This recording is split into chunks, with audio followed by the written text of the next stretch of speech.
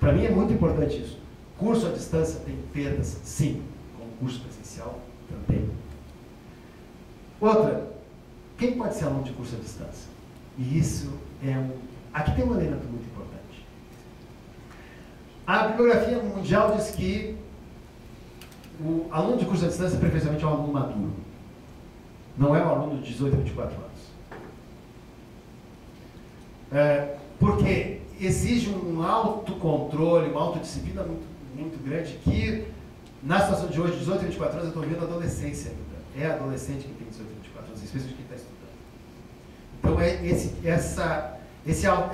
essa autodisciplina é muito mais complicada nessa faixa etária. Mas no Brasil acontece uma coisa interessante. A primeira universidade pública, as primeiras universidades públicas a oferecer curso à distância, elas oferecem curso à distância de forma permanente, não só projetos especiais, foram as do Rio de Janeiro, o consórcio CEDERJ.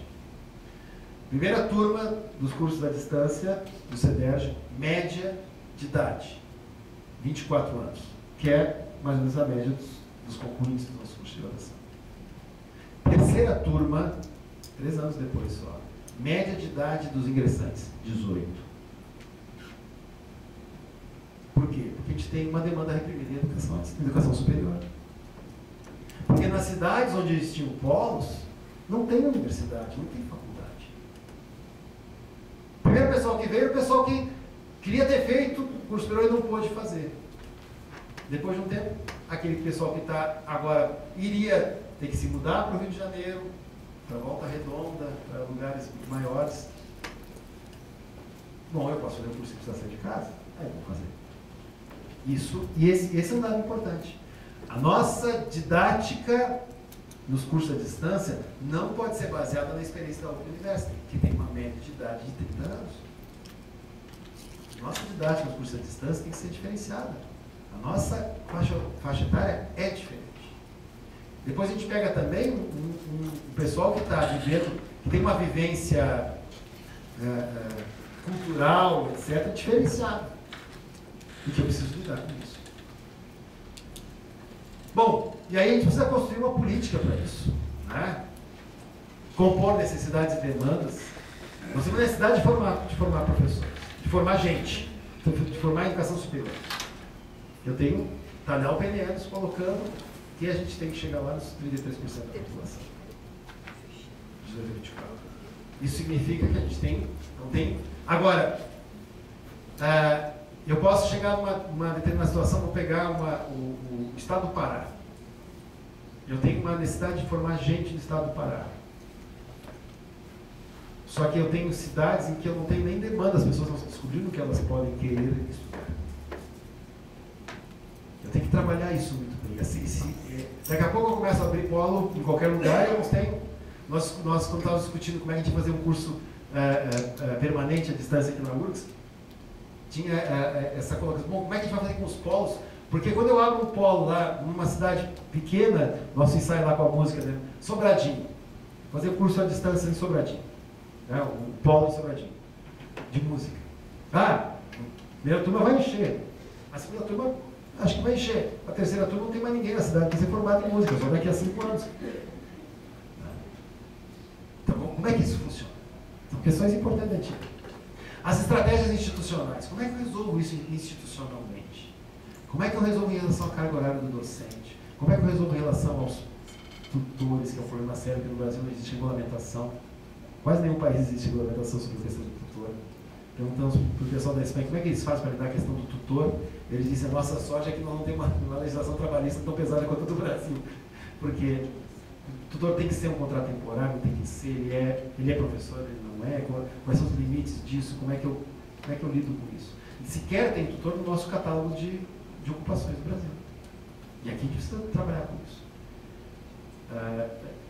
Tem informação de que foi encaminhado pelo MEC para o Ministério do Trabalho que fosse feita essa inclusão dessa função no COP. Mas o problema da qualidade, como é que eu conservo, como é que eu faço esse controle da qualidade?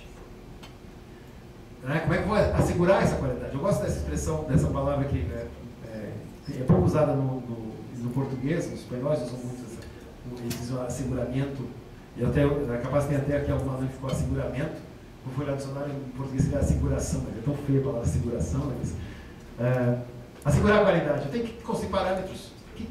E como eu tenho pouca experiência ainda de educação à distância, pouca experiência não em quantidade, mas em termos de série histórica. Porque eu só consigo ter padrão de qualidade quando tem série histórica, não quando eu tenho. Não adianta ter um monte se eu não tenho história para poder analisar como é que isso foi repercutindo. O que é realmente um bom curso? É o que tem boa tecnologia, é o que tem bom conteúdo. Basta colocar bons professores gravando aulas, basta eu ter boas tecnologias. O que é aquilo?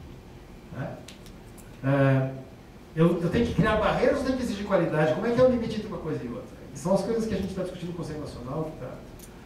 Tem que ter mecanismos de avaliação, esse asseguramento da qualidade, a relação da regulação com as coisas, que não vou entrar nos desafios que a gente tem, que nós discutimos aqui internamente na URGS, até estou terminando por aí.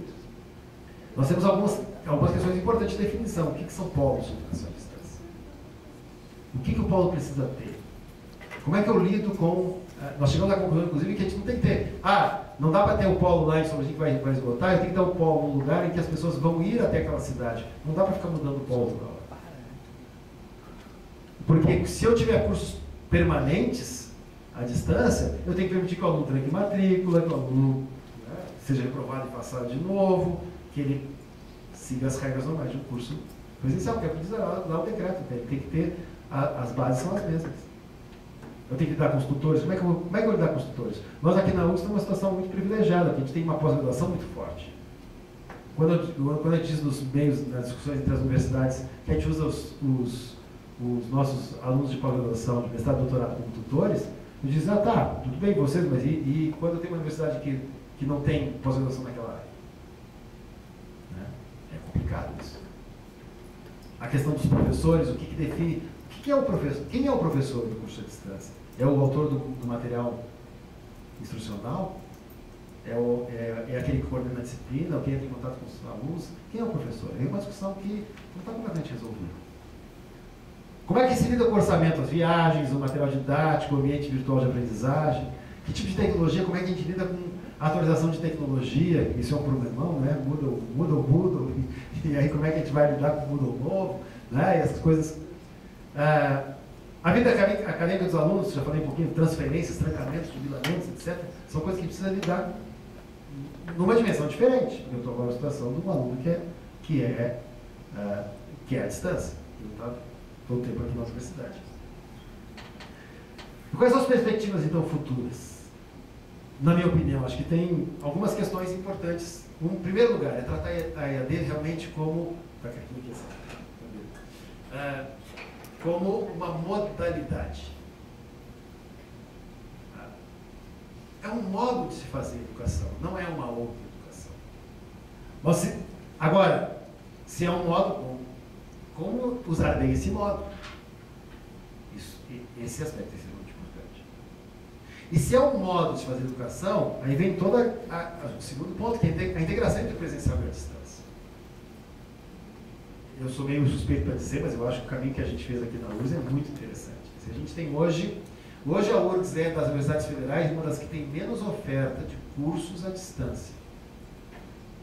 Nós somos reconhecidos como muita qualidade no que a gente faz à distância, mas nós somos uma das poucas universidades que tem práticas de educação à distância em praticamente todos os cursos. Isso eu acho que qualifica o nosso processo educativo. Eu brincava na SEAD que ano passado, retrasado, a gente conseguiu romper a barreira do direito. Até a faculdade de Direito tinha projeto que em todas as universidades, o direito é um curso mais tradicional. Inclusive no direito a gente tem atividades de educação à distância. Umas mais institucionalizadas, outras menos, mas a preocupação de institucionalizar é muito, muito importante e ter esse processo integrado é muito importante. E aí vem toda uma questão que se fala, ainda é muito retórica, mas acho que ela vai se caminhar para isso, da indiferenciação no final da modalidade. O que pode ser um curso é bom. Porque se eu parto do princípio que a pergunta tem que ser o que pode ser a distância em cada curso, não vai mais importar tanto se o curso é à distância ou não. O que importa é se ele conseguiu exercer com qualidade, inclusive a decisão do que ele vai usar à distância e o que ele vai usar com presencial. Claro que isso tem algumas barreiras, sim, como é que eu monto o laboratório lá no polo, como é que eu faço o aluno ter acesso ao laboratório.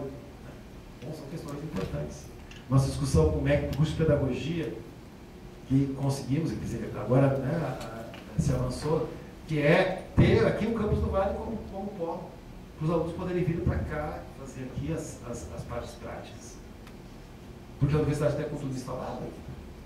Por que eu preciso usar um polo lá longe? Por que eu não posso fazer um